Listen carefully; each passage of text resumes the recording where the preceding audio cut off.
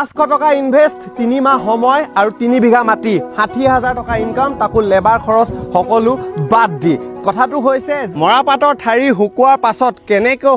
হয় মৰাপাটৰ ৰছী আৰু এই সকলোবোৰ প্ৰসেছ এই ভিডিঅ'টোত আজি দেখুৱাম গতিকে মৰাপাটৰ খেতিৰ পৰা কেনেকৈ ইনকাম কৰে কেনেকৈ মাটিতে আমি হুন বিচাৰি পাওঁ আজি সকলো কম আৰু জানি লওক যে মৰাপাটত কিন্তু গোটেই মালটো নাথাকে থাকে ঠাৰিৰ পৰা আসলে ব্যৱসায় হয় ঠাৰিৰ পৰা আৰু লগতে বেলেগ মৰাপাট আৰু এই মৰাপাটৰ মাজত কি পাৰ্থক্য তাকো কম কাৰণ আছে অদ্ভুত প্ৰণালী আছে ৰিচাৰ্চ য'ত নেকি বেলেগ মৰাপাটতকৈ ইয়াত দিয়ে বেছি প্ৰফিট বেলেগ মৰাপাটৰ খেতিতকৈ ইয়াত আছে বেলেগ ৰিচাৰ্চ গতিকে চাই থাকক ভিডিঅ'টো জানিব বহুতো এয়াই হৈছে মৰাপাটৰ খেতিৰ বিশেষ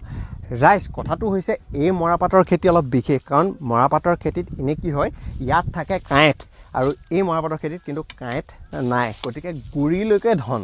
আৰু আপুনি যদি চাই ওপৰলে গোটেই পাতো বেছি একদম শকত মোটা দেখিছেনে কাৰণ এইবিলাকে হৈছে ৰিচাৰ্চৰ ভেৰাইটি আৰু যাৰ নাম হৈছে নাজিবিডু ৰাজা 7005 এয়া হৈছে ৰাজা মৰাপাটৰ বীজ আৰু আপুনি পেকেটটো চাই লওক ৰাজা জুট চিডছ আৰু এয়াই হৈছে NJ705 নাজিবিডু আৰু আপুনি চাওক এইফালে আছে এয়া খেতি আৰু সেইফালে আছে বেলেগ খেতি কিন্তু আপুনি চাওক তো গুৰিবোৰত ৰঙা দেখিছেনে আপুনি যদি চাই গুৰিবোৰত ৰঙা এইটো হৈছে পাতলা ক্ষীণ কিন্তু এয়া হৈছে ৰাজা আমাৰ লগত আছে আব্দুল ৰহমান ন আব্দুল ৰহমান আপুনি এতিয়া আগতে মৰাপাটৰ বেলেগ বীজ লৈছিলে লৈছো মই সৰুৰ পৰা খেতি কৰি আছো আৰু এতিয়া এইবাৰ ৰাজা লৈছে আমি ৰাজা লৈছো এই ৰাজা পাতটো অন্য পাততকৈ 2-3 ফুট মান ওখ বেছি হয় ওকে মানে এটো যিমানটো হৈছে এটো যদি ইমানটো হৈছে ন এটো আৰু বেছি ওখ বেছি হয় আৰু এটা লাভ আছে এই গুৰত যে বালা হয় বাচ্চা আৰু বালা মানে এই লুম নিচিনা হয় কিনি ওকে দামটো কম হয় বজাৰত মিলি ৰাসায়নিক সাৰ যে আমি দিওঁ এইবিলাক বেলেগ যিবিলাক খেতি আছে 30 কেজি কৰি লাগে উৰিয়া সাৰ ইয়াত সাৰ কিমান সাৰ দিম 5 কেজি বিঘাত 30 কিলো সাৰ বেলেগত আৰু ইয়াত মাত্ৰ 5 কিলো ইমান ডিফাৰেন্স কিন্তু আৰু এই গুটিও এটা প্ৰেভেট আছে আমাৰ এই গুটি আমাৰ 450 গ্ৰাম লাগে 1 বিঘা মাটিত বেলেগত কিমান গ্ৰাম লাগে বেলেগত লাগে 1 বিঘাত 1 কেজি 5 পোৱা এনেকুৱা লাগে বাহ চাওক মুঠতে আপুনি এই যি নাজিবিডু ৰাজা লৈছে NJ705 সুখী নে সুখী এইটো আপুনি ফাৰ্স্ট টাইম বহুত লাভ বেছি আছে ওকে চাওক দেখিলে এই আৰু আমি ইয়াৰ বিশেষ ব্যক্তি আছে নাজিবিডু চিটছৰ তেখেতৰ পৰা জানিম ধন্যবাদ দাদা বাৰু আৰু আমাৰ লগত আছে সেলছ অফিচাৰ নজৰুল ইছলাম ডাঙৰীয়া নাজিবিডু চিটছৰ পৰা দাদা স্বাগতম জনাইছো নমস্কাৰ ভালে আছে আপোনালোকৰ কোম্পানী বোলে ইমান ভাল হৈ গৈছে বেলেগে ডুপ্লিকেট উলিয়াই দিছে কিমান সঁচা এটা আমাৰ কোম্পানীৰ গুটিটো ডুপ্লিকেট ওলাইছে ডুপ্লিকেট তাৰ মানে বজাৰত আহিলে মানে কি ইয়াৰ ডিমান্ড বেছি কাৰণে ডুপ্লিকেট ওলাইছে গতিকে সাংঘাতিক এয়া নাজিবিডু 7005 NJ705 মৰাপাটৰ বীজ লাভ বেছি ওখ বেছি হয় থিয় হৈ থাকে আৰু কি লাভ হয় আপোনালোকৰ এই নাজিবিডু ললে ইয়াত আৰু এটা বেছি লাভ হয় এটা গুৰুত্বপূৰ্ণ কি আদাৰ পাট মৰাপাটত এইখিনিত লোম গজায় আৰু কাইট ওলায় এইটোত লুমো নাই আপুনি চাওক লুমো নাই কাইটো নাই তাৰ কাৰণে লেবাৰ কম লাগে কাইট থাকিলে লেবাৰ বেছি লাগে লুম থাকিলে লেবাৰ বেছি লাগে বজাৰত মাৰ্কেটত দামো কম পোৱা যায় এইটোত লুম নাই আৰু কাইট নাই ইয়াত লেবাৰ কম লাগিব বীজো কম লাগে আৰু প্ৰফিটো বেছি ইউৰিয়া সাৰ নাইট্ৰজেন দিবই নালাগে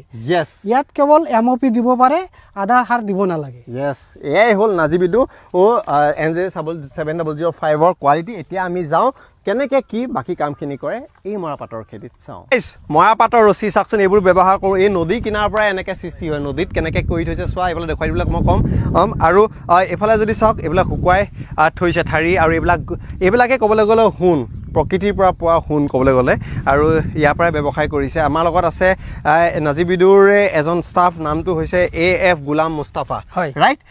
গতিকে আপুনি নাজিবিডুৰ কি হয় মই MDO হয় ওকে স্বাগতম জনাইছো আপোনাক আচলতে স্বাগতম এতিয়া যদি